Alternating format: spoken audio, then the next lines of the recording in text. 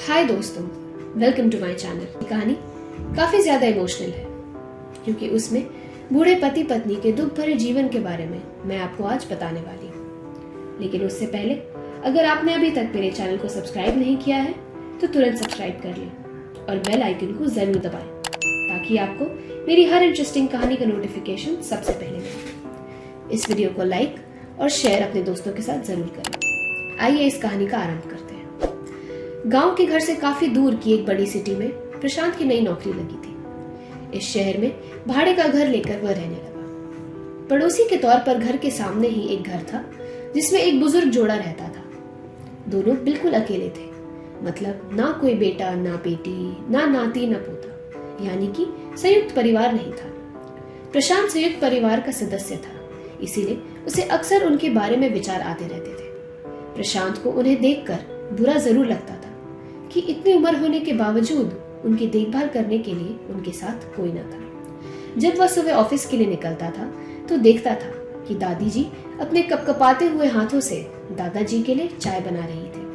वैसे ही कपकपाते हाथों में कप लिए दादाजी चाय पीते थे। वहां पर रहते हुए कुछ दिन होने के बाद प्रशांत को पता चला कि यह दोनों मिलजुल कर धीरे धीरे घर का सारा काम खुद कर लेते थे। कोई भी उनसे जाकर बात नहीं करता था।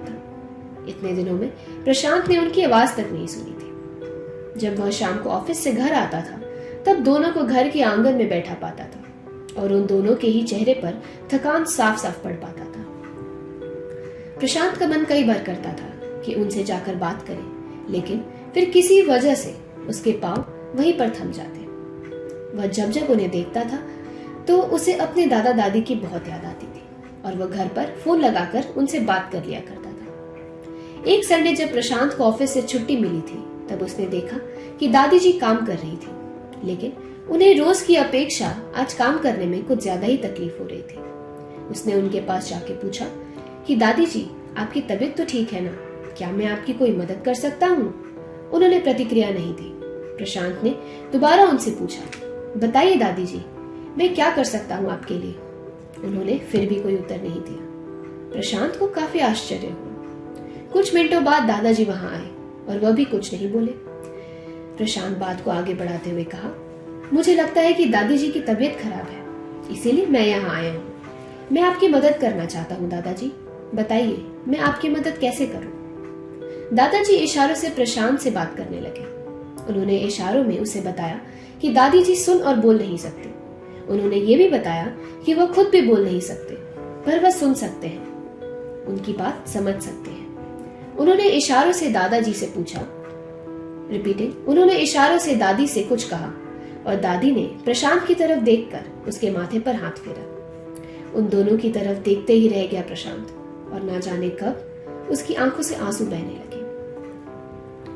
उस दिन के बाद जब जब प्रशांत को समय मिलता तो वह उनके पास चला जाता।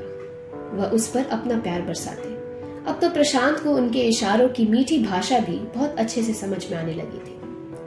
एक दिन प्रशांत ने दादाजी से पूछा कि वह अकेले क्यों रहते हैं, क्या उनकी कोई औलाद नहीं है? दादाजी ने दादी को इशारे में समझाया कि प्रशांत ने उनसे क्या पूछा। फिर दोनों प्रशांत का हाथ पकड़कर उसको आंगन में ले आए और अपने आंखों से आंसू पोंछकर उंगली को इशारा करते हुए प्रशांत को एक साइकिल दिखाई। साइकिल को देखकर प्रशांत समझ गया कि उनका परिवार उनको छोड़कर जा चुका है और अब उनके हिस्से में केवल यादें ही बची हैं।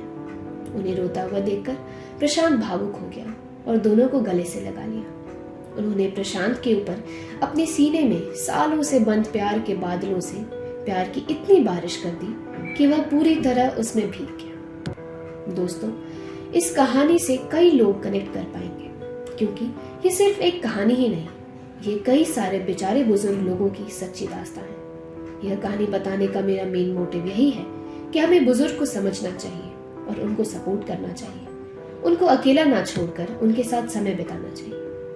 आप मुझे कमेंट में जरूर बताइएगा आपको ये कहानी कैसे लगी। तब तक के लिए मेरे अगली कहानी का वेट जरूर करिएगा। Bye bye.